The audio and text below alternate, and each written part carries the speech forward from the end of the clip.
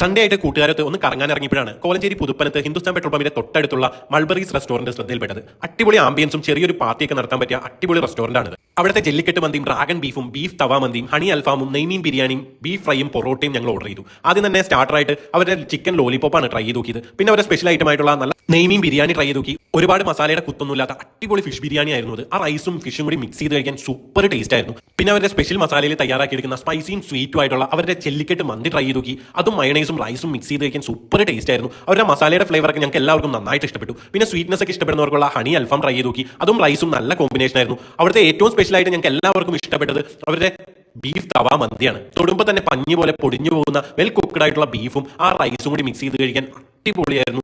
പിന്നെ വയറൊന്ന് സെറ്റ് ആവാനായിട്ട് ഒരു മൊജിറ്റോ ട്രൈ ചെയ്ത് നോക്കി. അതിനുശേഷം ടൊമാലിയും ഡ്രാഗൺ ബീഫും കൂട്ടി ഒരു പിടി പിടിച്ചു. അപ്പോഴാണ് പൊറോട്ടയും നല്ല തേങ്ങാക്കൊത്തൊക്കെ ഇട്ട് വരട്ടിയെടുത്ത് ആ ഒരു ബീഫ് ഫ്രൈ എന്റെ ശ്രദ്ധയിൽപ്പെട്ടത്. പൊറോട്ടയിൽ നിന്ന് ഒരു കഷ്ണം കീറിയെടുത്ത് ആ ബീഫ് ഫ്രൈയും കൂട്ടി കഴിക്കാൻ അസാധ്യ ടേസ്റ്റ് ആയിരുന്നു.